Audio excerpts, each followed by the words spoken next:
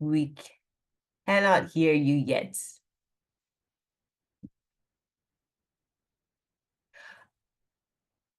Okay, so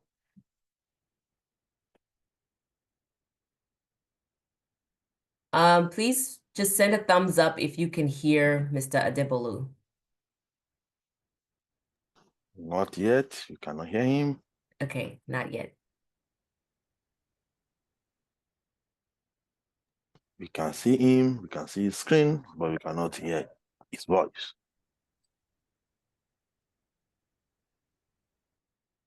So, okay, what we're gonna do is come back to you in the next. I'm gonna ask Miss Tolu to talk to us if she's available now, whilst our very own Adebolu just navigates his sound, if that's okay. Can you hear me now? Okay. Okay, we can hear you very faintly though. Is it better now? Yes, perfect. Thank you so much. This is fun. Thank you so much. So we'll start with you, and then next I will ask Tolu to give us her piece. So No you have problem. 10 minutes. Thank you. 10 minutes. Okay. Yes. Time is short, but I'm going to do justice. All right. Can you see my screen?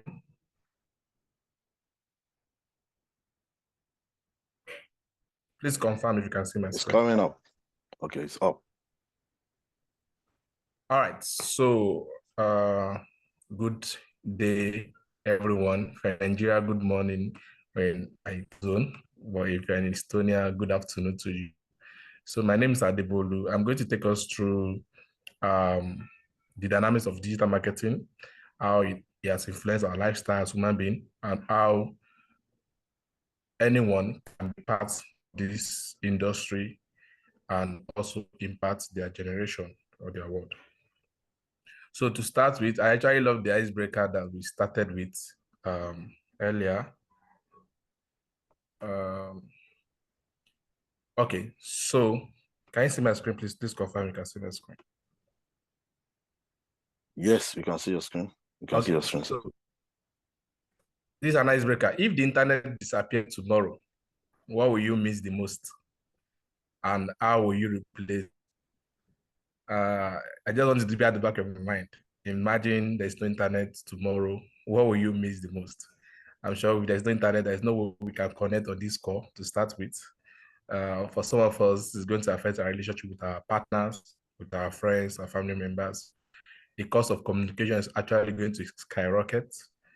Same with the cost of, creating awareness and things like that. But it's just a question. There's no internet tomorrow. There's nothing like internet tomorrow. What will you do? What will you miss the most? So to start with, I would always like to talk about my background. I actually do not have any background in marketing. I have a background in science, soil science is specific. I graduated from Bapema University. While serving, I actually picked an interest in sales and marketing, and I started working on myself. Took so many courses, about 50 to 60 on LinkedIn, Future Learn, and some other online platforms. And also had some online certification, including a mini MBA from International Business Management Institute, Berlin, Germany. So my exposure to the internet in the recent sense was more of learning, and then learning about marketing, and then utilizing it in full flesh.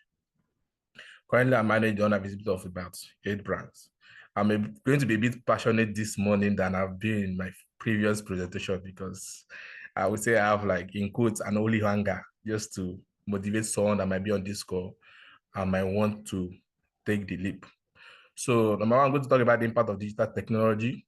I always like to focus on digital technology first before talking about the marketing side of it, because that gives us a holistic view to what we do at Doyenify, by which we try to introduce people to our platforms to diverse way anyone can be part of digital technology. This is not just the future, This is the modern day. This is what is happening right now.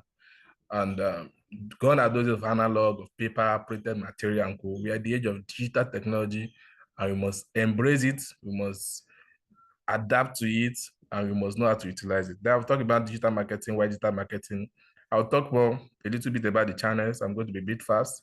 Then I will focus more on the customer relationship online, how to understand consumer behavior, then how we can apply these digital market channels to the behavior. And last but not least, I will talk about our course and why it's good for anybody on this call and why we should take it. So the inseparable twin, to start with, anywhere you see communication, we see a marketing side of it. As I mentioned, I have mini MBA in marketing and communication to start with. So communication is the process of we talking, we engage with somebody else. There's a circulation of information. And where marketing is whereby you use that channel of communication to promote a service or a product in order to drive an exchange. So at the end, everything is all about driving an exchange. Communication, the reasons might not be monetary or might not be a need for someone to take an action, as the case might be. It might be informational.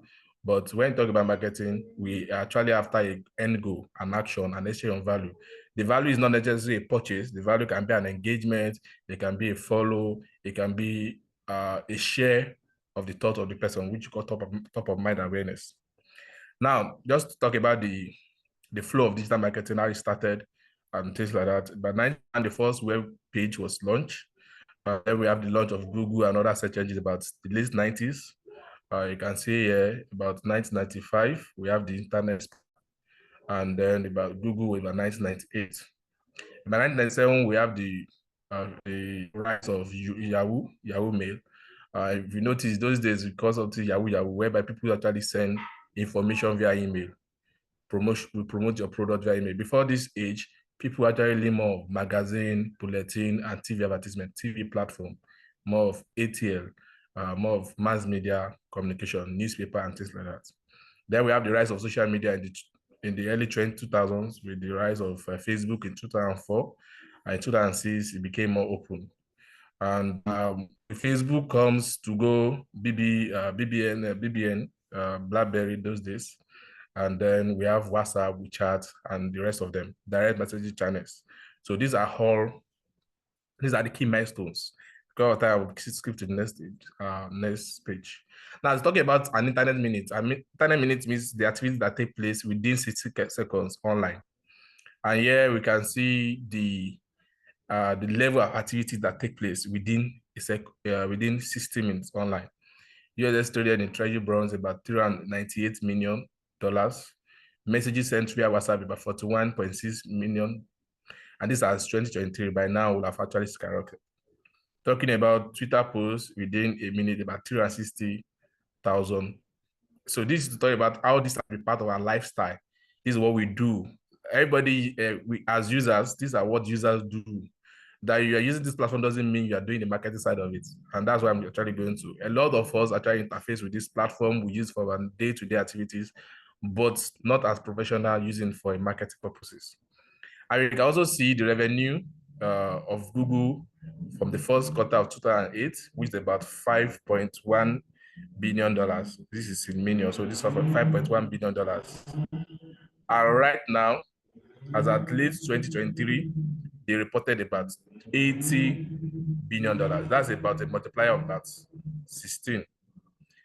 And if you notice, you check this trend very well, as at Q4 2020, they were just about climbing into $40,000 billion. That should tell you between 2020 to 2024, they've actually done ×2, or what took them from 2008 to 2020. So it took them about 12 years to hit $40 billion, sorry. But now within 2020 to 2023, they are actually reporting $80 billion. And between 2020 and 2024, I'm sure they will have been close to about $100 billion. That's to tell you how well people are willing to spend online. So companies are willing to spend, they're willing to hire people that will help them manage their spending online, because they believe this is the way for them to reach out to their prospects and to drive sales for their business. So why digital marketing?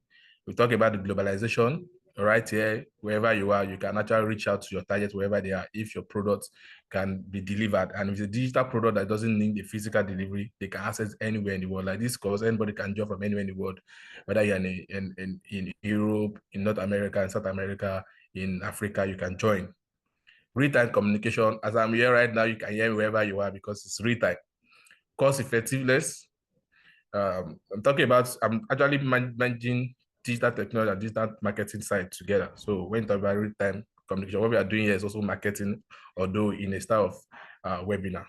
Targeted advertising, you can actually, because of the robust data available to this platform, you can actually say, okay, I want to target this particular type of individuals.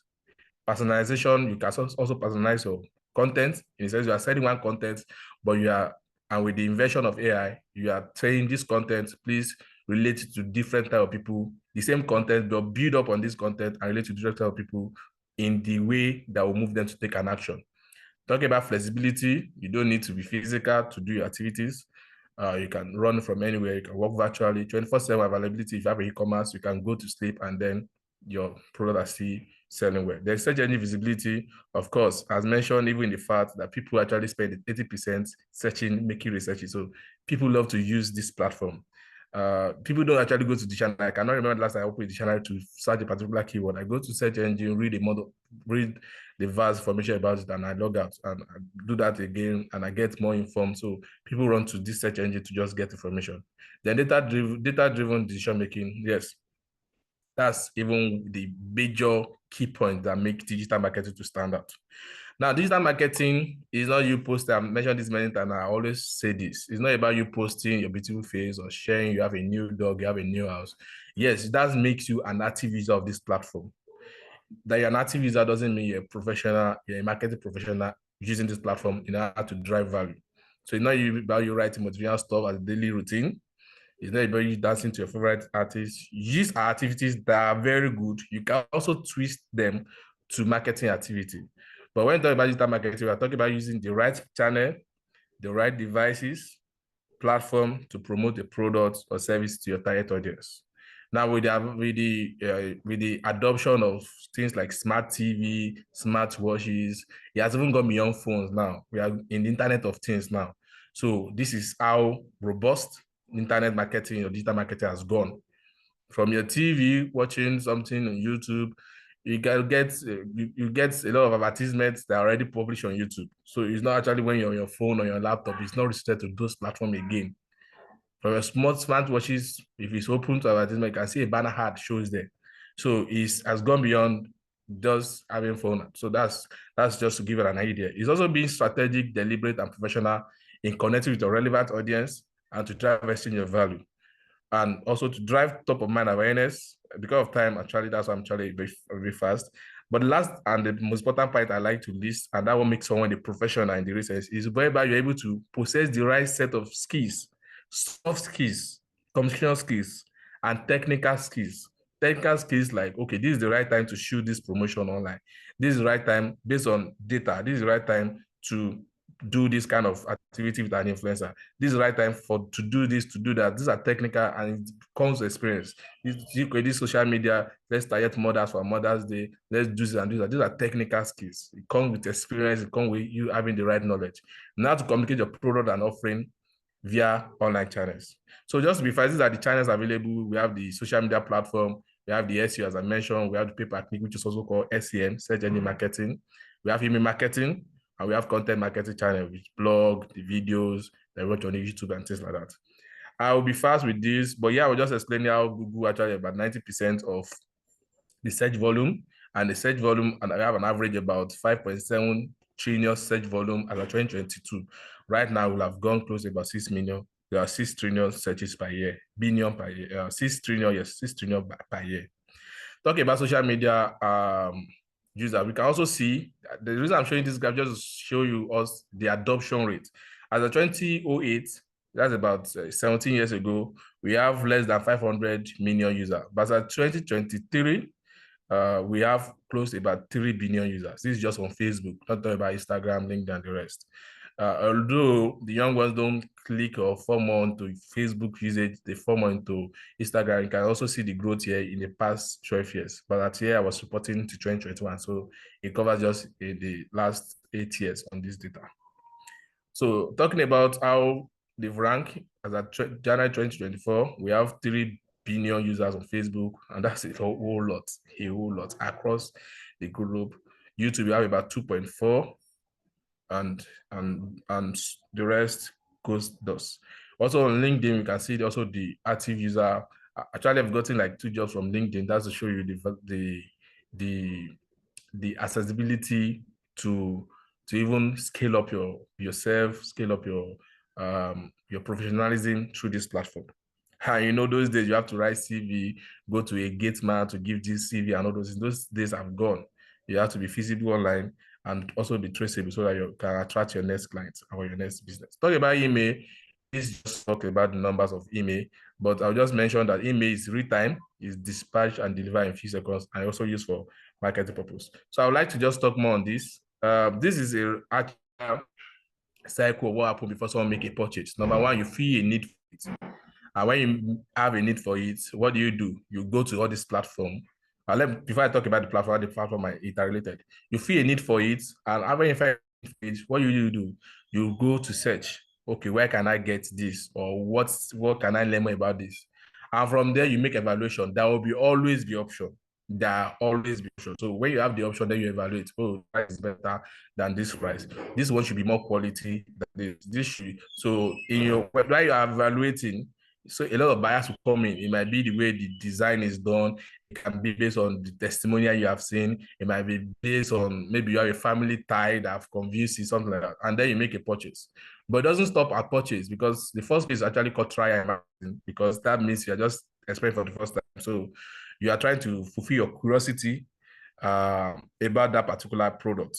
Some of us have watched movie on Netflix promoted in a real way, and after you're watching, so this film is not gelling well, like this movie, because there's something called suspense. There's a suspense that you are looking for, and when you don't get it, you just back out. So, but after you've been, involved, you like it, and then you make a repurchase, and that's your customer life cycle, customer loyalty. So all of this happens in sales, but there's also an interaction with it with online platform. So when you need something, instead of you going to a mall to check now, what do? You carry your phone, you check on Google just to see where it is, or you go to social media just to search and interact with somebody.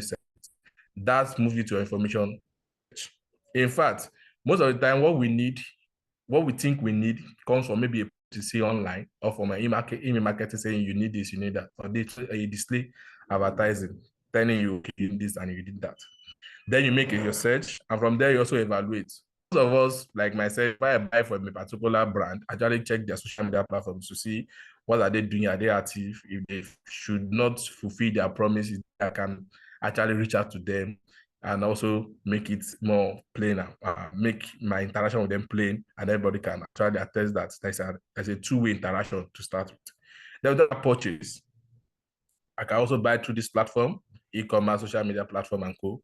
My pop purchase is an online review. I can check on website, and I'll also drop after the engagement, and also marketing just for me to rate and things like that. So these are how this platform are actually relating with our normal lifestyle of buying and selling, of how people actually try to acquire things.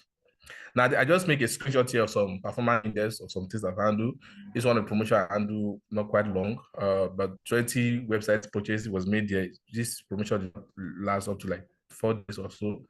And with this 26,000 spent, I think about close to about 1.5 million was made from it. Although the hard was interrelated with other hard.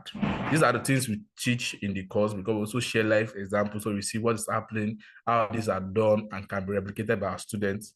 And they also grow the confidence to do similar things for people close to them. And you can see this is another particular hard, about 667 likes. This platform has an average of about 25 to 30 likes on the norm, but because of advertisement, you can see number of shares and save, because there's an expert that was contacted just to talk about the product, and then a lot of people find value in it, follow the account and things like that. This is another one for a promotion, just advertising a 30% discount and things like that.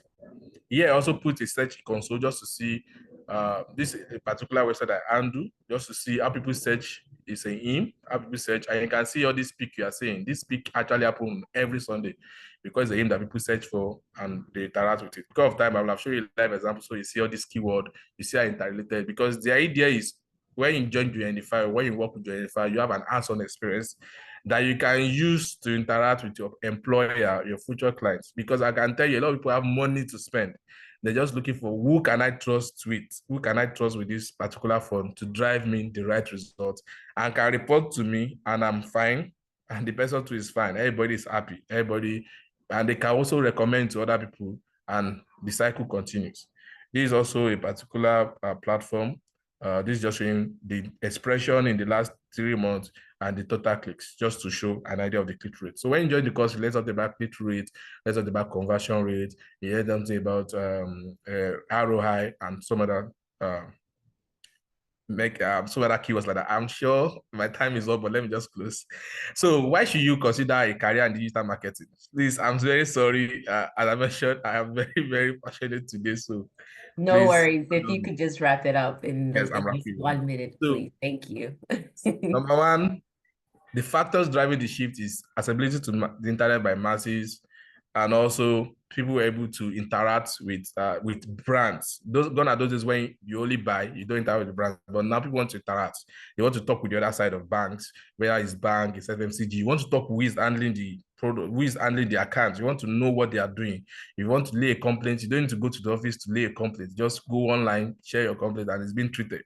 So these are what is driving the shift, and also the data that's being gathered, being used for personalization purposes. So yeah, I just show you, but I'll focus more here that according to a study by USAID, global brands spend about 6.7% of their revenue.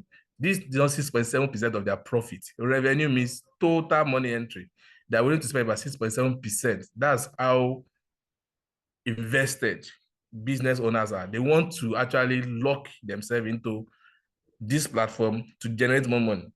And if you choose this career, I can assure you, and you learn the right skills, you'll be an hot cake in the industry and you're actually going to do yourself a lot of good. So this just tell you why the course for you is a comprehensive. We actually have a comprehensive course outline. We cover across all the social media, all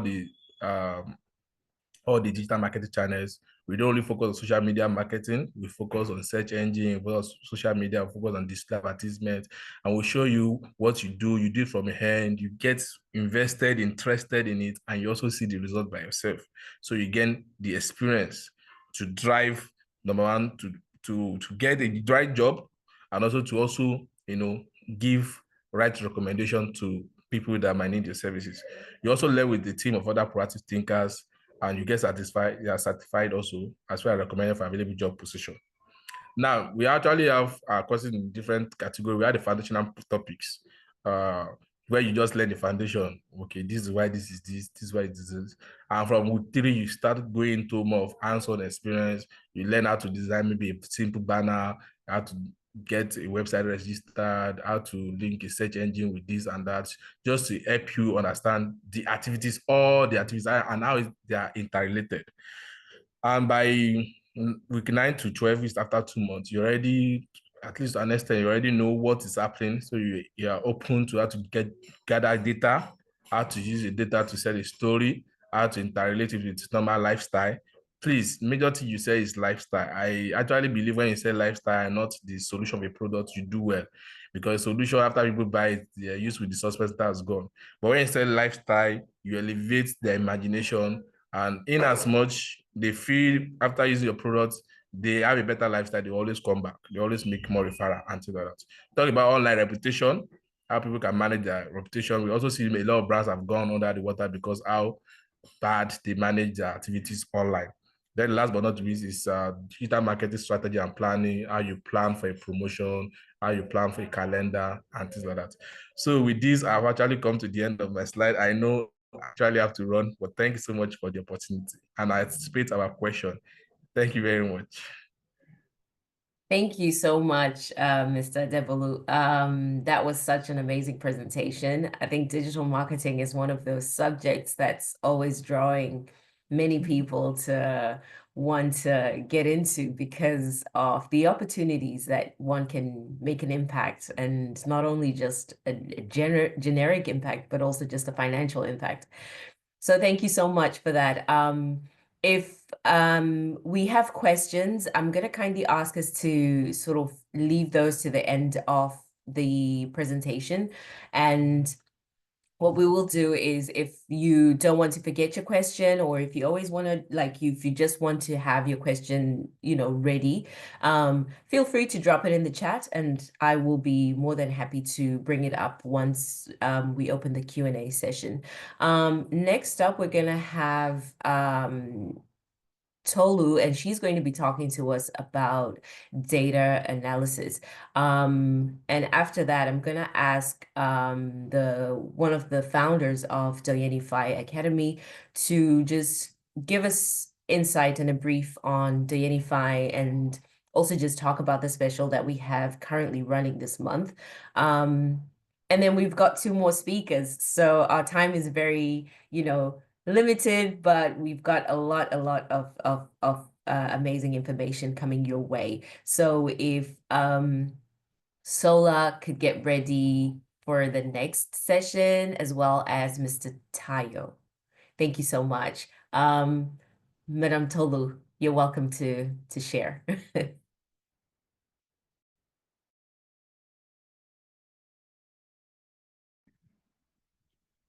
Hi everyone.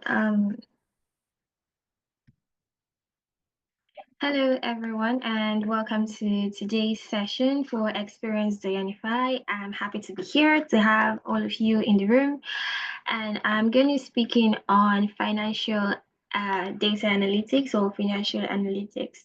And currently, this is what I do, and I'm happy to share with you what I do, what's involved, in case this is the career path that you are driving towards.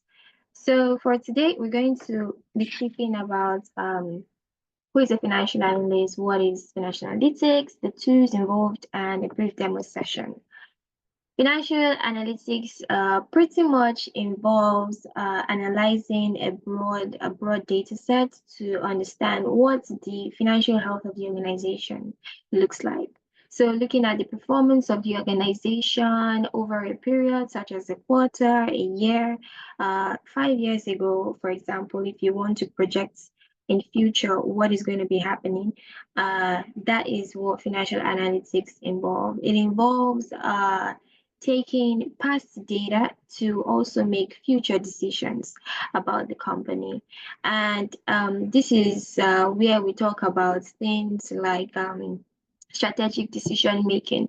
So if you want to go about strategic decision making or financial modeling, which are some of the aspects of financial data analytics, then you will be taking past data and analyzing those trends in cognizance of current events, current facts, current news, and then using it to make future decisions for the organization.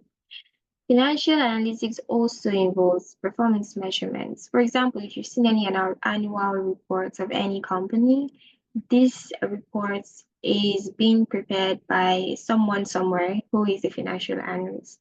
So performance measurement, purchasing and forecasting, risk management, all of these are financial analytics. Now, talking about the tools involved in financial analytics or financial data analytics, we have Excel, PowerPoint, Power BI. This ones you're probably familiar with, and they are very powerful tools. Some companies use Tableau instead of Power BI or Looker. We also have companies that I would say depends on what they do. For example, if it's a stockbroking firm, they want to be having current market information available at their fingertips. So they will definitely most likely have a Bloomberg terminal or Thomson Reuters icon for them to sift through stock market news, for them to broker transactions for their clients as well. Let's say you want to buy shares, sell shares, etc. They will have these terminals in their companies. And of course, as a financial analyst, you want to be abreast of all current events if you want to help with strategic decision making, for example. So you'll be getting information from these terminals. You also have QuickBooks, Sage, SQL, Python, R, or specialized analytics software. So at this point, I would say that as a financial data analyst, you're not expected to be a database manager, but you are expected to actually have understanding of the basics if your role requires it. Something like SQL or Python or R, depending on the organization you're going to. And I would say this, that you should not be scared. This should not make it look like something unachievable, because one thing I've come to realize is that every company has their own specialized software that they are using to analyze data. So the last two companies that I've been in, they've given me like a brief training of the data analytics so that they are using. So it's not something that should drive you away, if I would say that. So make sure you have the basics, like basics of Excel, PowerPoint, Power BI, or any other data visualization tool. And every other thing, if you know basics of SQL or Python, that's fine. But usually your organization has their own specialized software, to be honest. So there's nothing to worry about. There, just have the basics and you will be fine. Google is your best friend as a financial analyst, financial data analyst, because it has a lot of information out there that can be used to make your life easier, that can be used to analyze whatever data that you might be presented with. A financial analyst is, you might have already understood from what I've spoken about up to this moment, someone who enables strategic financial decisions, investment decisions, mergers and acquisitions, budgeting. All of them are financial analysts, but they may be called different names in your organization. They may be called, oh, this person is an investment banker, equity research, this person is in financial planning, this person is a fixed income analyst, or even in banks, they even have it more specialized, like by sectors: oil and gas analyst, oil and gas sector; power and infrastructure analyst, power and infrastructure sector; financial institutions analyst. Banks are banks of other banks. So other banks are your customers, and therefore they have a financial institutions analyst for other financial institutions such as banks. Consumer goods analyst. So the name might differ across organizations, but the basic skills that you need for you to be successful in every of those fields are the things that we will be teaching in financial data analytics course in Doyenify. And this is a very lucrative opportunity. It's not limited by country. Every organization, so far money is involved, needs a financial analyst to help you analyze your financial data. And salary range in Estonia is about 30,000 euros. Germany, depends on your country again, about you can even go as high as 80,000 euros, and in USA as high as $85,000 as well as a financial analyst. Now, this is just a brief on what does a day in life financial analyst look like. Please return to let me know when I have 3 minutes or 5 minutes more so that I can wrap up. But yes, you're about three minutes away from. Thank you. Thank you very much. So I did life of a financial analyst. Usually first thing, all these abroad companies or companies in US, UK, Europe, they usually have coffee machines. So you probably grab a cup of coffee. Then you always want to be on top of current news. So you check your organization's news as well as market news. Intranet is like the organization's internet. So pretty much intranet. And it's just information about the organization. Like, for example, if the annual report is going to be coming up, you would see there. Or if there's any information about the company, like the merger going to happen in etc to be there as well. So you want to check that. Then you check your calendar for uh the meetings that you have for the day so that you can plan your day accordingly. And emails, then tasks for the day could include things like if you want to prepare some slides for an upcoming meeting for your boss, for example, or for an external organization that I don't know you'll be meeting for so and so reason. You might be reviewing reports of others, or you may be preparing the reports depending on your position or experience level in the organization. And then, of course, you have stakeholder meetings. One thing I would say that has really helped me is when I need to concentrate, because you may have so many meetings at the end of the day that it's now be impossible for you to concentrate on the work that you are given as from your own manager. So what you want to do is you want to have time blocks during your work week. So if you have to prepare a report, put a time block there. So nobody gonna fix a meeting there for you. If you know the report is coming, like it's a monthly report or a quarterly report, etc. And then you have normal socializing. I would say this is very good to socialize with people, because if you don't get to know people, how do they also get to know you? So I mean, socializing is very good, especially when your role, like a financial analyst, involves you speaking to people across different units and departments in the organization. So when you have different stakeholders, you really want to socialize with everybody. So it's not just about work all through. And then you have meetings. Usually we have weekly meetings in the organization. So a quick demo session is not like really demo, so to speak, but okay. I will just show you a quick report that I prepared. This one says 2018, ignore the year. So the information is what you should be looking at is that there's lots of data, pretty much that you have this, but then you create a pivot table to quickly summarize the data, and then you have a report coming directly from your pivot table. And you have these charts. It could be, let's say what we're preparing now is the income statement of the organization. So you prepare the information, you have the chart, and then you create the executive summary. If you look at this executive summary, this is something you would usually see in the annual reports of the organization. And I have checked, just literally just Googled this, Luminous interim reports. This is the live reports on the website for the quarter 3 2024, and you can see what they have here. They have some charts there, and they also have some executive summary. This report, this particular part, was prepared by a financial analyst. So this is an example of what you would see on a day-to-day basis. I'm still available here if you have any more questions, or if you just want to reach out to me after the event. I'm also available via LinkedIn as well. Thank you very much, and I've come to the end of my presentation. Thank you so much, Tolu.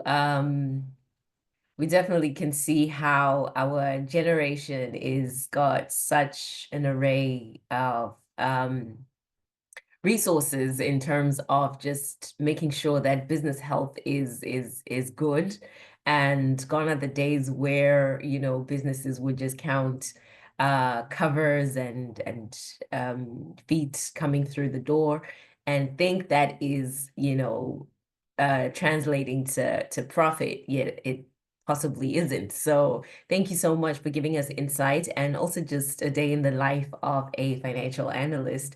I think anyone in tech, your day always has to start with coffee. So so that's interesting. Thank you so much. Do we have, I'm going to invite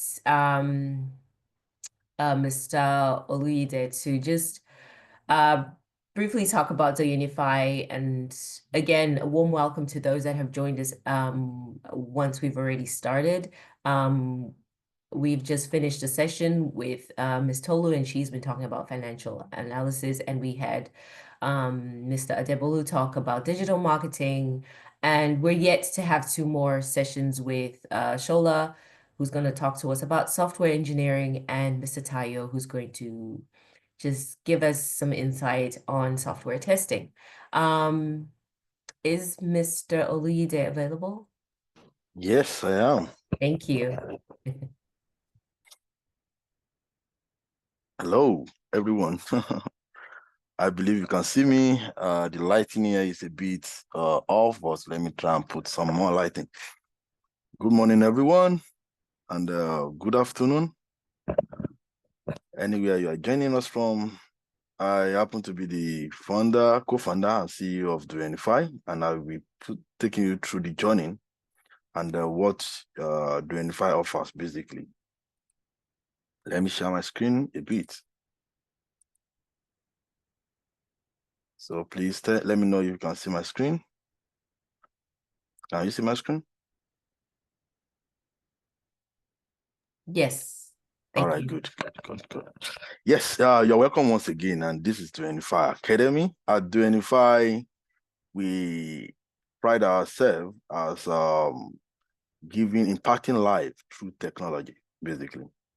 So that is why we are here. That is our calling. We are called to impact life through technology, to introduce people to the world of technology with ease. And then there has been a lot of testimony. People have been getting jobs. A lot of testimonies have abound this year.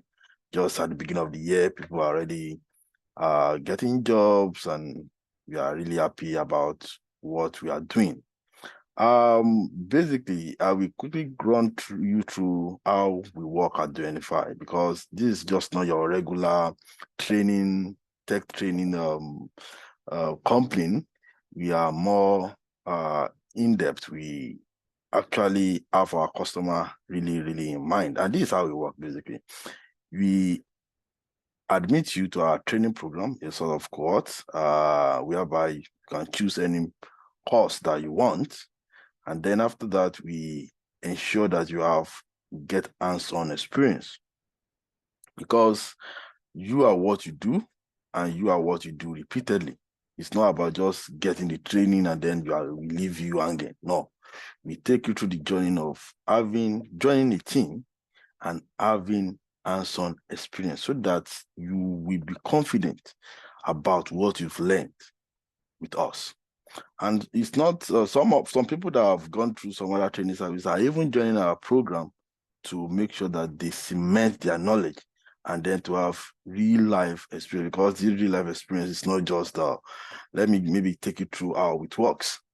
So you can join our team as a software developer, you can join as a data analyst, you can join as a software engineer. You can join as a cybersecurity engineer, you can join as a product designer, and so on and so forth.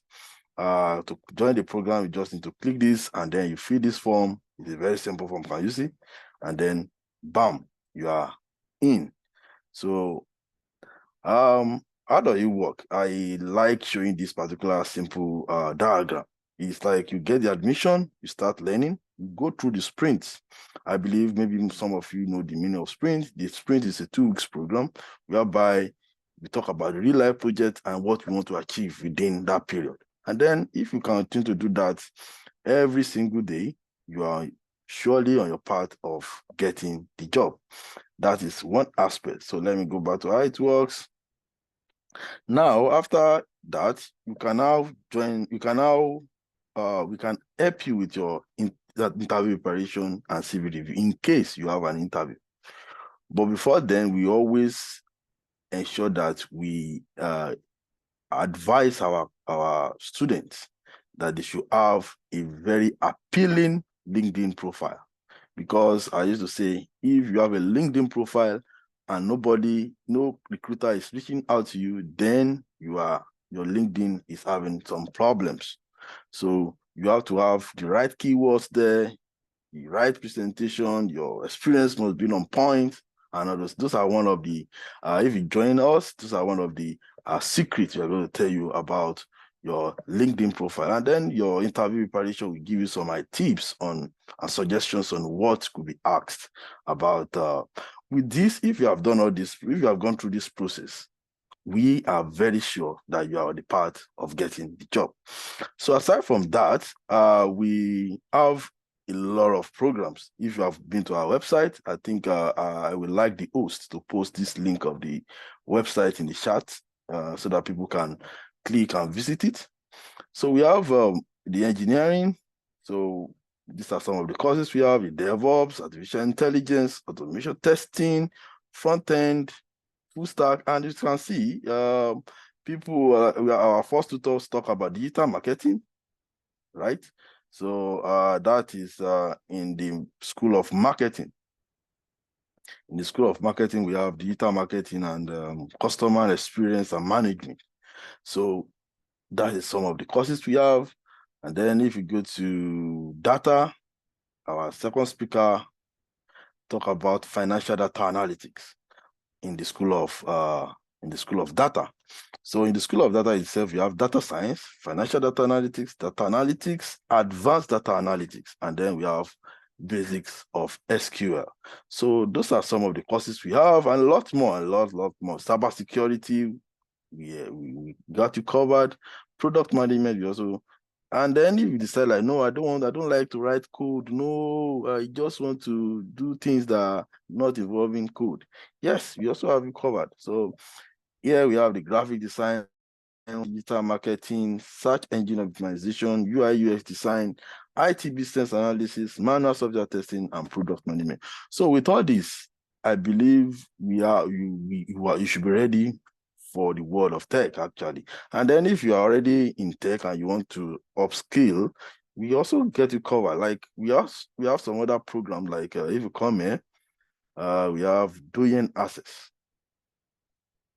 With Doyen Access, this is for people that were like, oh, I just need a private tutor. You need a private tutor that will take you from 0 to hero. We can assign a private tutor to you.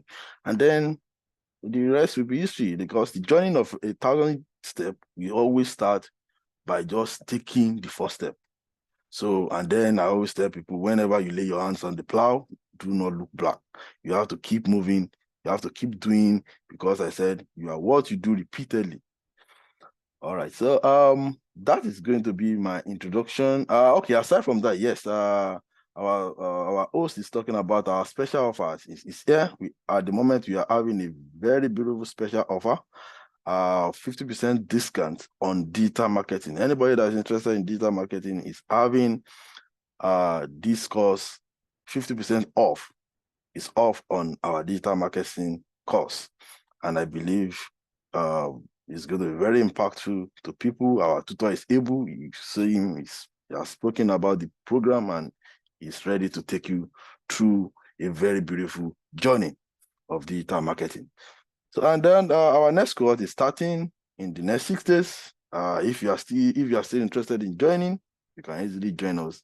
And then if with all these things I've said, you are still like not sure, certain about one or two things, you can schedule a meeting with us by coming to Where Do I Begin?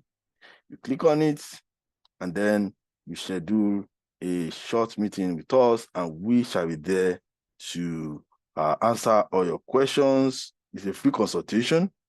You just need to come here 30 minutes or something, you click on it, and then you will pick the date. So then we are going to be ready to advise you on how to start your journey. This is my short presentation on what we do basically at Doyenify. If you have any question, you can type it in the comment section and we are all ready to answer you. Thank you so much.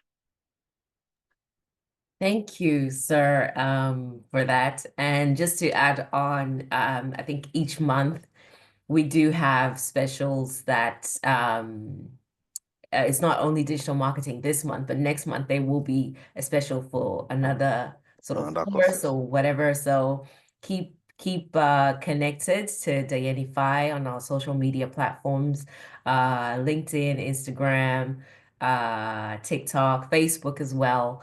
And just connect with us and just basically interact with us, let us know what you're thinking. And again, make use of that 30-minute call so that you can just, get guidance on what you're thinking and what you want to do. So we're running out of time, but we still have 2 more, and I'm gonna invite Shola to talk to us about software engineering. Mr. Sola, are you ready? Yes. Thank you. I was Thank worried. you. So we have 10 minutes. Thank you.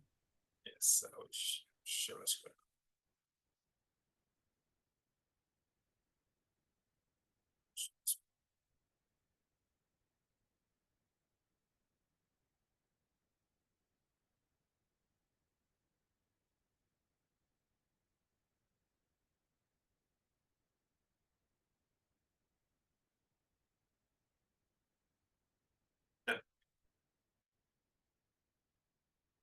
Good morning, everyone.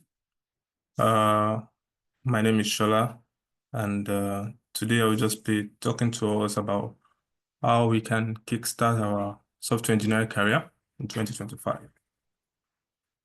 I believe you can see my screen. Yes, we can see. So the agenda will be introduction, why you should choose software engineering, how you can get there, and some of the tips that we have, having worked for about a decade in the industry.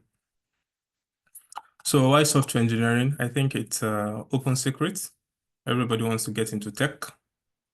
And usually the initial motivation is because when you hear the numbers, when you hear perhaps the financial reward that people get from being in tech, be it Web 2 or Web 3, especially when you hear the numbers, you're like motivated to want to get into software engineering. So aside from the ones that have really hit it big, like the likes of Mark, Jeff Bezos, right? Even the salary earners are making quite above the average, how do I put it now? The middle class, so to say, especially if you're in a location like America or Europe, you could even get more rewarded for your skill, right? For your software engineering skill. So, and one thing I love about software engineering personally is the versatility of the skill and the empowerment that the skill offers. I started learning software engineering as far back as 2015. I had been exposed to software engineering since 2012, but the real core practical application that I experienced in software engineering was as well back as 2015. And what really stood out for me was the fact that I could be in my room with my laptop and my internet, of course, and I could practically change the world. And I don't need anything else other than internet, electricity, and my tool, my laptops. So that really stood out for me. So if that is you, and so this is a skill for perhaps introverts even that don't like going out, just take your laptop and then you can really become something even from your room. And of course, when COVID happened, although before COVID, there was really remote work opportunities, but when COVID happened, it became obvious that people don't really need to be anywhere to really do what they were meant to do. So that also emphasized the possibility of working remotely, and that has come to stay. And I already sort of talked about the innovation and the impact that you could have in the world at large. You'll be surprised. I think Mark was a teenager when he was still doing Facebook. I don't know, not sure. And you will be surprised about how many teenagers are making real impact in this world just because they can do software engineering. So that could be you as well. And the pathways that you could use to get into software engineering, of course, you could go to the university to get a degree. Just make sure that you are going to, just make sure that you, I don't know, if it's Nigeria, my personal bias, I say it all the time, I wouldn't advise you to go to the university to go and study computer science. I don't know, maybe things have changed, but it's a bunch of theories and and theories and theories. And a fun fact, since I've been working as a software engineer, they've never asked for my certificate. So this feed is a feed of what can you do. It's not about you having loads of certifications and not being able to put it to work. So I personally, my preference, where I learned the most was an internship, or a 6-month internship. I learned more in that 6-month period than I learned in 5 years in the university in bachelor's. So university is good, but make sure it's a quality university where you can get quality education, which in my case, I wouldn't say I got it in the bachelor, in the university I attended in my bachelor's degree. I have a master's, of which that one I got very quality education. So yeah, decide. But what I can bank on all the time is coding bootcamp, of which the Doyenify Academy also offers that. Coding bootcamp is more practical. It's more hands-on. It's more, like you get your hands dirty. So that's how I advise it. And you don't have to break the bank for that. You don't have to break the bank for coding bootcamp. So just give yourself like a 6-month period of seriousness, of total dedication and commitment. And to be honest, you'll be surprised with how far you can go if you just stick to this. Of course, like Mr. Gwenga said, Mr. Lumide said, we have testimonies. And of course, on the other hand as well, we have people who could not commit to this 6-month period of commitment and dedication and didn't get it, right? But most people get it with this recommendation. And of course, you can get online courses and certifications. The challenge with this is you staying accountable to yourself, you staying committed, and it's really a challenge. Somebody said it seems that there is sleeping pills in academic materials in PDFs and stuff like that.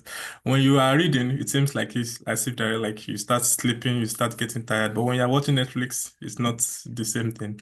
But it seems to be the same materials, the same website you're interacting with, so to say.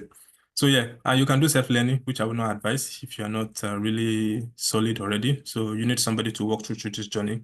So that's why I will always suggest Doyenify and the hands-on experience, or the Doyenify access, which gives you a personal mentor to walk you through this journey. And I think this is more about you now trying to get a job, right? So how do you get a job? There are several ways to get a job. You could have a friend who will recommend you, who will just tell you to come and then, right? But if you don't really have a lot of people, you are like, yourself against the world and you just want to, all man for himself, you want to build yourself up and you want to challenge, right? Then you need to push yourself out there. You need to put yourself out there. On LinkedIn, you have to be active. You have to be doing open source projects. You have to be doing perhaps personal projects that you work on and announce it on LinkedIn. So pretty much you have to communicate what you can do to the world. That's as simple as it gets. So how can you do that? You can do that in several ways. You do personal coding projects, you publish it. You do open source projects like Microsoft, you can contribute anything to it, you publish it. By now you should be familiar with Git repositories. This is where you can put what you have done and share it with the world so that everybody can see what you can do, right? You can also build a personal website, right, and share it. And you can go for an internship. An internship, I always say this, since when I was looking for a job, I have really, maybe it's just me, maybe I just have opinions and my opinions just really matter, but it has really worked for me. I really don't focus about the money. I focus about the skill that I can get from anything, because skill will eventually translate to money. So if you're looking for internship, don't be all about money. How much are they? I mean, these core members are getting this in these companies. I mean, what are they? So I remember when I wanted to go for NYC as well, like that, I was not so particular about the money. And people that went for perhaps the oil companies and stuff, so they were out, and then what next? So to me, skill trumps money, because skill eventually is going to bring money. So thanks for coming to my TED Talk. So moving on. So internship and work-related projects, you can get that at Doyenify Academy as well with the hands-on experience. If you do our hands-on experience program, you will actually be working on real-life projects. right? You see our beautiful website, Doyenify Academy. We have the Young Doyens.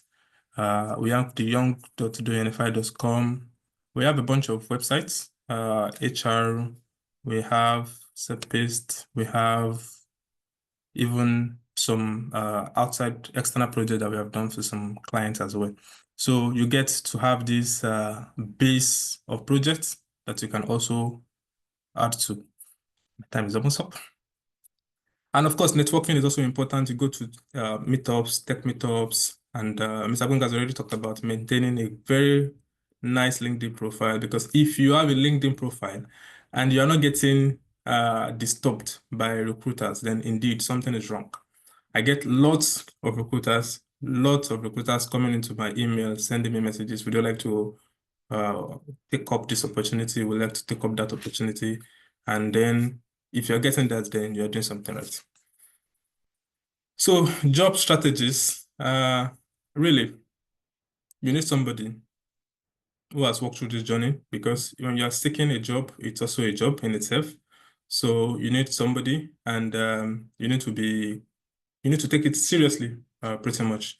And again, this is a bunch of academic thing, so to say, but just talk to someone, have somebody who has gone through the journey, talk to us at Doyenify. We will help you out with your interview preparation. We will help you out with internship, with our hands-on experience.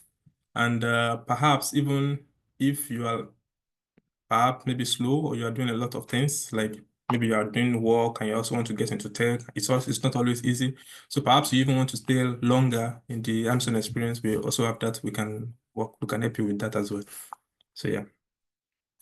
And so I will rush now because I've been taking my time. Soft skills that you need soft skills, but the most important soft skills that you need in software engineering is critical thinking, in my opinion. Perhaps maybe problem solving as well. So you must be able to think in computer ways, so to say. So you have a problem, high-level problem in human language. You want to get from point A to point B.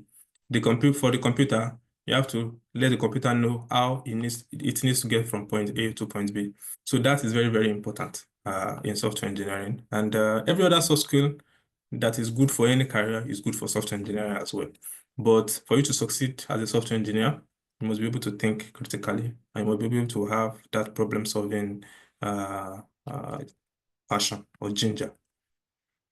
Industry trend. So where should you focus on in 2025? It is visible to the blind. Everybody's talking about it. AI, AI, AI, AI, AI. And it has come to stay. Just the same way blockchain has come to stay, AI has also come to stay. So I myself, I am not AI software engineer. I am more like, normal software engineer, normal logic, so to say. So I personally, I am going by commitment and by dedication and by the grace of God, also going to look into how I can get into the AI space before it is too late. And I think you should also do the same, especially if you're starting afresh. You should also do the same. But peradventure, cybersecurity also interests you. It's also a good thing for you to learn in the industry right now. Because think about it, with the advent of AI, there's going to be a lot of also malicious things that people, technology in the hands of good people, technology in the hands of bad people, who is going to be the gatekeeper? The cybersecurity guys will be the gatekeeper. So you are still made if you are a cybersecurity expert. So DevOps also, DevOps is really about where you will host your things, the infrastructure and stuff like that. So that is also, they don't care about whether it's AI, you always also need DevOps. So personally, I will tell you that what should you learn in 2025? AI tops the charts, DevOps second, cybersecurity, maybe cybersecurity second, and then DevOps third, and then the rest can follow. So yeah. And of course, a little bit of career path that you can follow to get there. This is how it is. You could become someone who likes technical pathway like me. So and become ultimately a principal software engineer or a CTO, or perhaps even what next after CTO, So, or you could become more like a managerial person who leads people, checks after them, asks about their well-being, managing human beings. I don't know. I don't think that's my cup of tea. So yeah, and thank you for listening. I hope you gained one or two things. If you have any question, please feel free to ask. But in the meantime, I will leave the floor back to Rotendo. Thank you very much. Thank you so much, Sola. That was an amazing presentation. I particularly love how candid you have been concerning getting into software engineering, that if you're going to go the route of getting a bachelor's degree, it might not actually make sense. And Doyenify is literally answering that problem, where it's an academy that gives you hands-on experience and gives you the knowledge and experience that you need to thrive in that in whatever industry tech related that you want to get into. Thank you so much. Very quickly, we're going to move on to Tayo, who is a software tester, and he's going to be talking to us about that specific area. Mr. Tayo, are you ready? Yes, thank you very much. Thank I'm you. Rotendo. Okay, good. Okay, it's still, let me see. It's still morning here. Good morning from this part of the world, and good afternoon or good evening wherever you are, depending on your time zone. My name is Tayo Tegbayo. I'm a quality assurance engineer. I'll be sharing my screen. I hope I have the permission to share my screen. All right, great. I hope you can see my screen, right? Yes, thank Okay, you. good. Yes. All right, good. Thank you very much, and good morning once again. Good afternoon, wherever you are. So we are going to be looking at experiencing Doyenify in terms of software quality assurance and testing.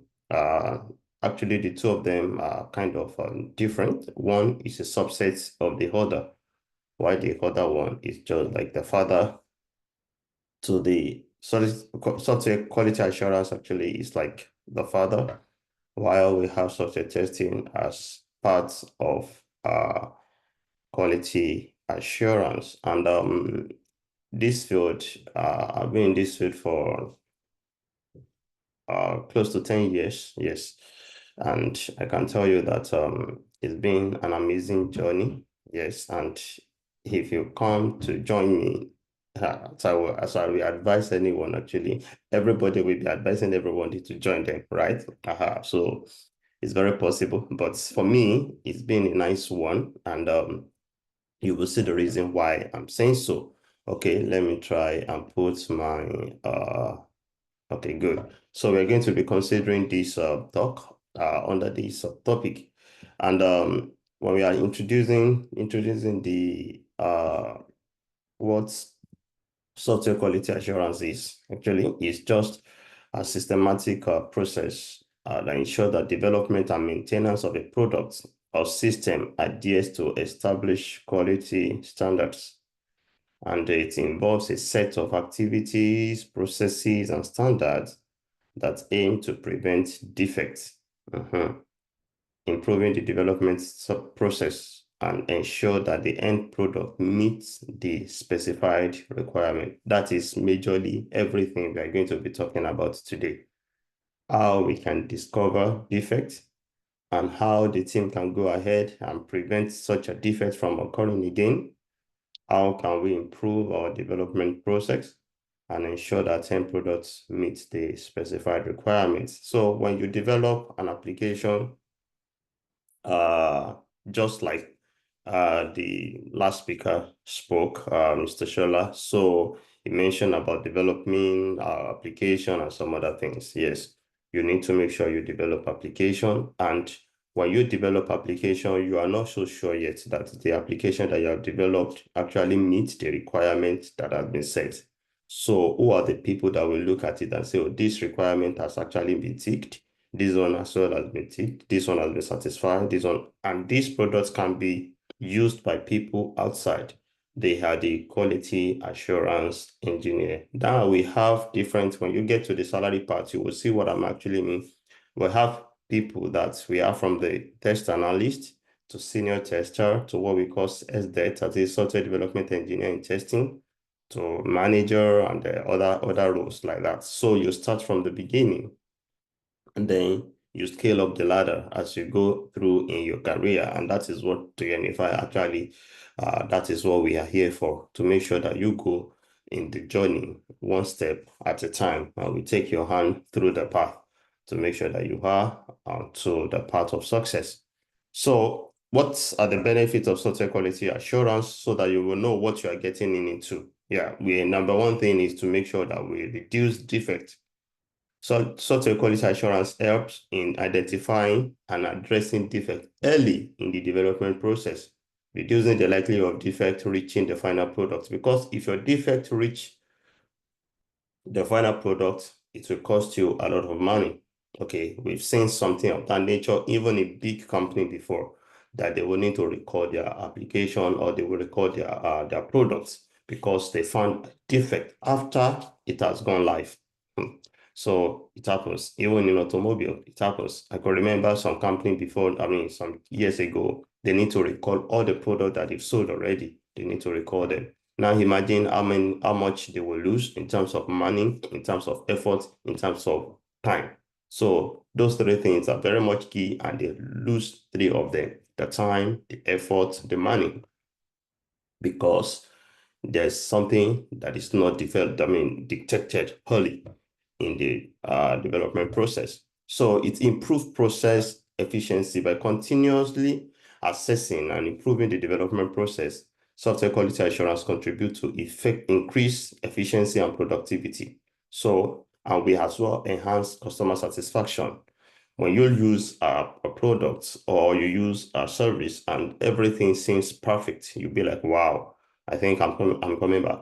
And you will not only come back, you will tell other people about the product, because the product is very good. So quality assurance, in this case, we are looking at the part of software. We have quality assurance as well in other parts. So it's just a very broad, elaborate sector that you can get in. And now in software quality assurance, in Doyenify, we take you through how to go about that. Cost saving, early defect identification and prevention result in cost saving by avoiding rework and potential post-release issues. As I've said, it saves you a lot of money. Okay, it saves you a lot of money, and that is just it. So you must look at how you can get into this space and think outside the box, so as to get as many defects as possible, so that people outside will not be the one to dictate for you. Because if people outside dictate your issue for you, sometimes it might be something that they will make sure they will exploit. Yeah, they will exploit that.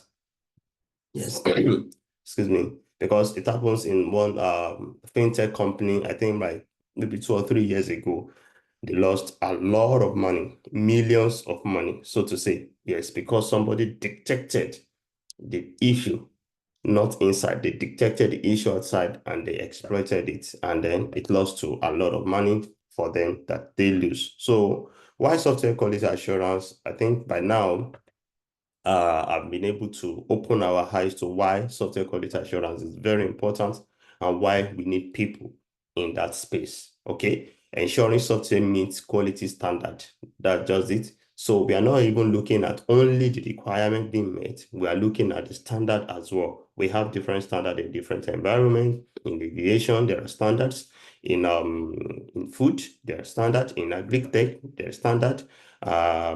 In health tech, yes, we have a lot of standards. So that is what quality assurance people are there for, to make sure that the standards are met, enhancing customer satisfaction, building a robust and reliable product, building a reliable product, and reducing risk and minimizing defects. So these are the things that we are there for in quality assurance department.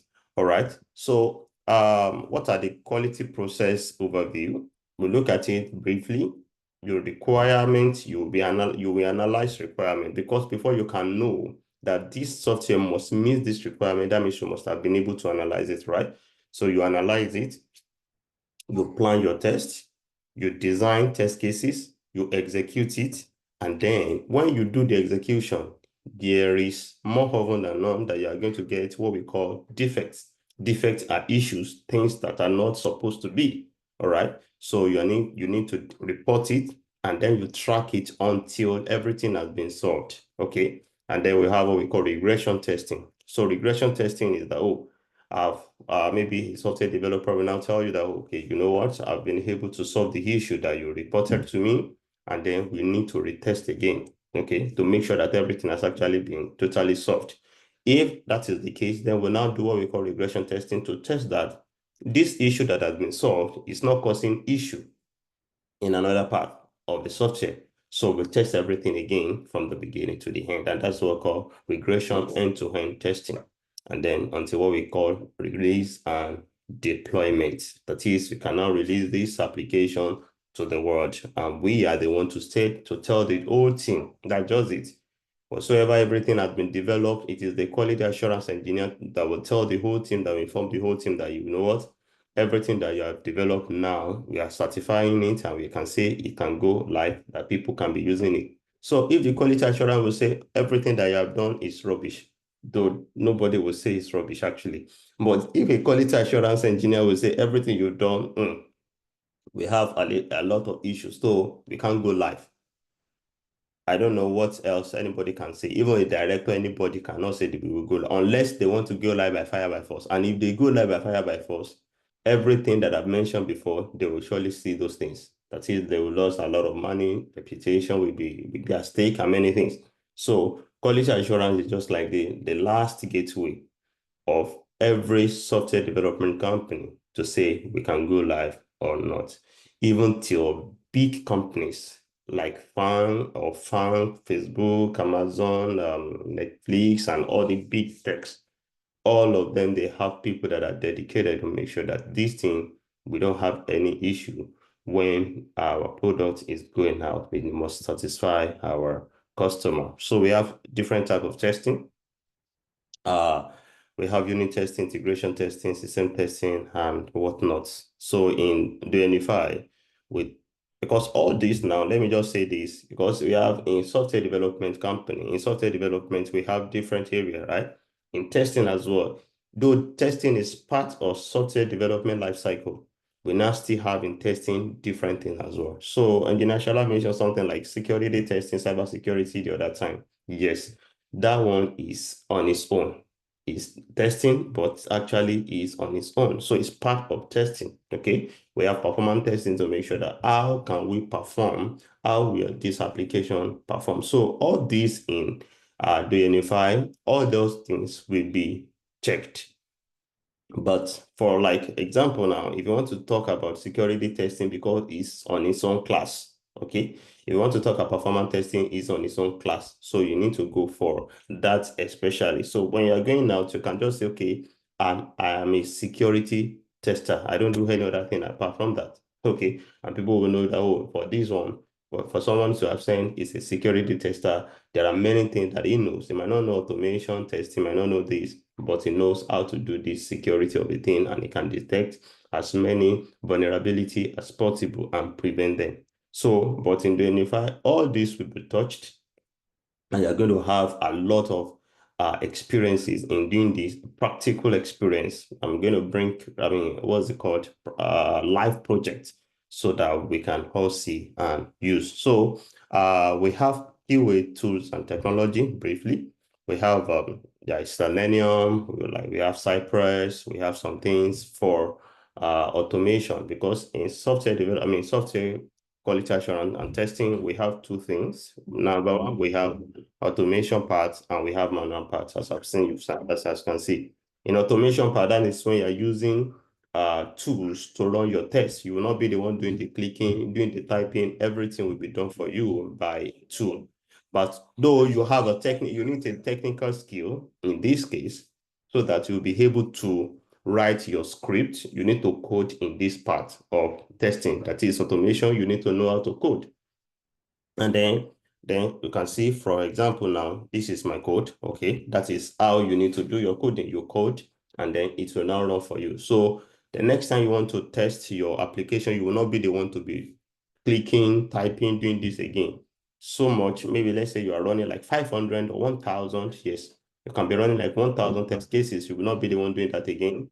Automation tool will do that for you. Okay. And then we have what we call manual testing. So manual testing is that when you're checking every application to see that everything is good and there is no error in your application. So quickly going through this myth and truth because of our time, I'll just go through some of them. Number one thing is that QA is all about testing. It's not just for us to click and discover things. No, it is not like that. I would just say testing is a part of QA, as I've mentioned earlier on. It's just a part. We have other things that are encompassing in quality assurance. Number two is that QA is expensive and time consuming. Okay, some people just say it's time consuming, it's expensive, you need to spend money. Okay, most of the time, the money that you don't want to spend, I can tell you for free that the time you don't want to spend most of the time, even I would say, maybe let me say like 99% of the time, the money you don't want to spend, you will spend it and you will spend over a multiple of that money. Because at the end of the day, you will see something that will cause you to, like go back again and develop your application, go back again and begin to repair the damages that has been done by the defect that somebody else. There are some people, their whole job is just to be looking for issues and defects in some other people's application. Not that they want to report it to you, but they want to exploit it, as I've mentioned. So quality assurance will be the one to be, hey, before it gets to that point, we will have been able to detect it and everything will have been solved before getting to that. And then some people say it's time consuming. Okay, the time, as I've said, the time you don't want to spend, you will spend it again. So major thing is to make sure that you plan and put quality assurance for every company that have worked, that they know the importance of quality assurance. We plan everything to the project from the beginning. And that has been a very rewarding activity for planning quality assurance into our software development lifecycle. As I've mentioned, we have entry level, we have quality assurance engineer, we have senior QA, you have quality manager, and we have director of QA or head of QA. So with that, we have different, what's it called, this. And this data, I actually got this data from indeed.com. So this is applicable in United States, and we have almost the same thing in the Europe. So you don't say, hey, maybe some people will say, okay, because I won't earn as much as a full stack engineer. No. What full stack engineering people are earning is almost the same thing with what quality assurance will earn, depending on your skill set. That's just it. The only thing is just your skill set. If you are very good in this, I can tell you anywhere. Even I've seen some jobs already in quality assurance as a senior quality assurance over 200,000. Yes, over 200,000 annually in the United States with stock options and many other things. So it's just a nice thing to have. It just depends on your commitment to how you need to get things. So what are the things you need to get? It just majorly the same thing like Engineer Shola just showed us. Critical thinking, you must make sure even you need to know how to think outside the box. I would say more than software developer, because you are the one to know what are the things that how can people use this application? So you must make sure that you do this, you think outside the box, you must have programming skill. As I've said, the one that I showed just now is, what's it called? Is used by, it is JavaScript. So in Doyenify will teach you JavaScript, it teach you Cypress, you know, a little bit of Selenium, or a little bit of WebDriver IO, a little bit of Playwright. So you will know that is when you go outside, you'll be able to do this thing. And whatsoever challenge is given to you to solve, you'll be able to solve them. So you must be thorough. So in Doyenify, we have Cypress. Cypress is the major word that we use. But when you know Cypress, I would say, when you know one, it's just like you know one programming language, you can adapt quickly into others. So that is what we do in in Doyenify, and we are going to be doing it thoroughly. Okay. So clear communication is part of what you must know how to develop.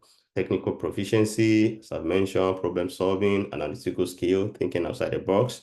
Those are the things that you need to have. So before we go ahead, I'm actually running a program just to show us this is a code that I've written for a test, again, for an application. So I will just quickly go through it and see how it runs. So this is what we call automation code, okay? This is what we call automation. So in automation, you are not the one to be doing the testing. It is the application that will do the testing for you, okay? So what I will just do is that I will just run this one and see how it works. So it's just a click and that's all, and everything will do for you, and that's just it. So I'm not actually doing a very big and elaborate one. I'll just do just a small one. So we want to log in into an application and see how it works. So the application normally is not something, okay. So this one now is what we call negative scenario. So negative scenario is that how the system should not perform. So I've put in my username and my password. I've typed it in. You will see that it's typed very fast. I don't think any human being can type so fast like that. It typed very fast because I'm not the one typing it. I've put it in my code to test, and it has tested it and it's giving me this. And at the end of the day, I've mentioned that, oh, because my password and my username, either of the two is wrong, you should check that this error is being displayed. And you can see one error that is popping up, that your username or password is incorrect. And that is what I've put in my code to tell me that, oh, yes, in this case, your username or your password is incorrect, and help me to grab it. Is it the same thing as what is being displayed? If you look at my screen, you will see in red, like an error, your username or password is incorrect, and which I've put in my code already.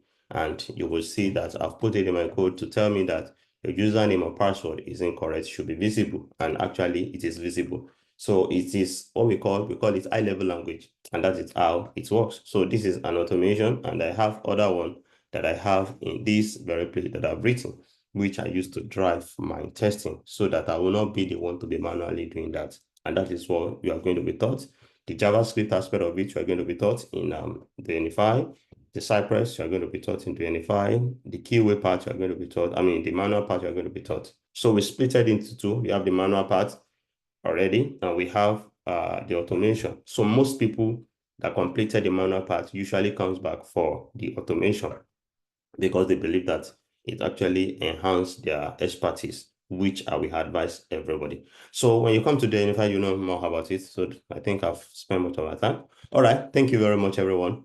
And thanks for listening. See you in our next quads. Thank you. Stay blessed. Bye for now. All right, over to you, Madam Tendo. Thank you so much, Mr. Tayo. Thank you for demystifying that QA is not just about testing, because that's exactly what I thought. So yes, do we have any questions? I mean, that was a lot of information, and hopefully we've sort of demystified and directed your thoughts into, which area you'd love to go into and know more of. If we have anyone with a question, please feel free to drop it in the chat. We'll just give our 5 minutes just to answer any questions. Drop it in the chat box or raise your hand, and we will be sure to. Okay, so I have a question here that I'm going to read out. How likely is it for someone without a computer science or STEM background to succeed in the software industry? Is it advisable for non-technical university graduates to pursue a career in software development or software testing? Mr. Oluyide, are you able to give this one?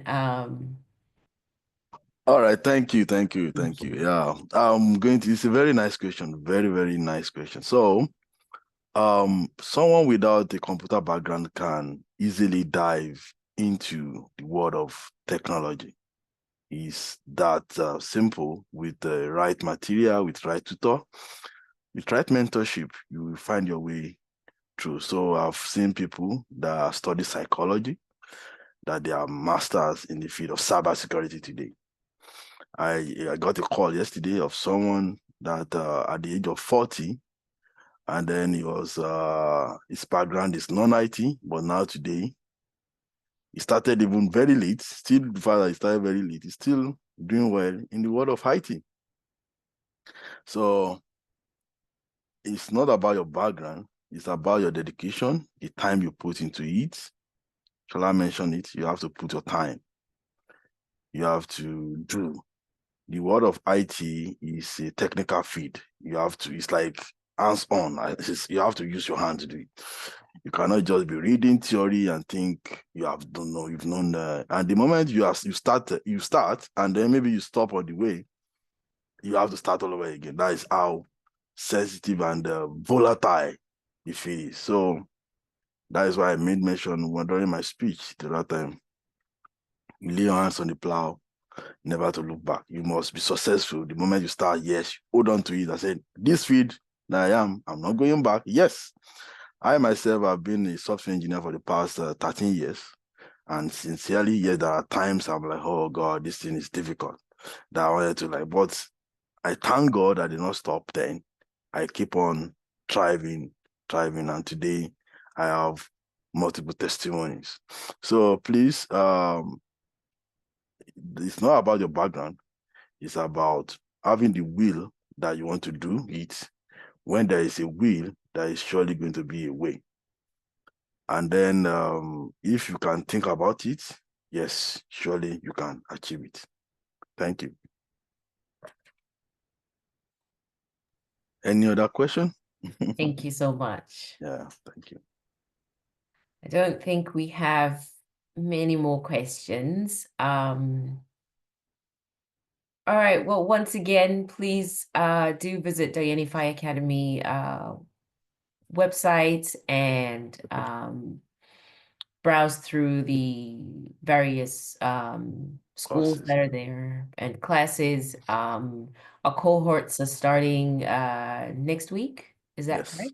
Mm-hmm. And please do interact with us on our social media platforms. We will be more than happy to connect and give you more information. Thank you so much for joining this webinar. It was awesome having you guys available and the interaction that we've had. Thank you so much, everyone. Thank So you. if you have any question, Thank you. I can just maybe share my screen for the last time to show you guys around. So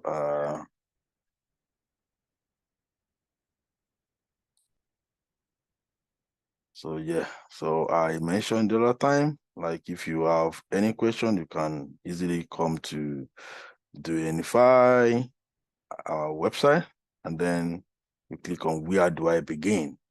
So we can put you through where you can begin the process. Our next cohort is starting in 6 days time. That's going to be on the 15th of February, basically next week. Next weekend, we start our class. So yes, talk to your family and friends that they should jump on this train, never to miss it. Aside from the fact that we have the Doyenify Academy, when Engineer Shola was talking the other time, he made mention of a young Doyen. And this young Doyen is for kids from age 6 to 17. So if you have your family and friends that you want them to join the IT at a very young age, we have them covered also. They can join our School of Robotics, School of Computer Appreciation, School of Design, School of Game Development and Programming, as well as if you want to buy them a gift, maybe you are 5 years old or 7 years old niece, son or child, you can also come here and like, okay, I want you to start programming. This is the gift I'm giving you, and you can give them the gift. So yes, you can easily call us, and then we are going to put you through. We are going to onboard you properly, and then I believe you are going to have a very good experience with us. So thank you, everyone. This is going to be the end of the program for today. See you some other times when follow us on all our social media. and then to get notified about our programs. And then, yeah, keep in touch. Thank you so much. Bye for now, everyone. Bye for now. Yeah, bye. All right, everyone.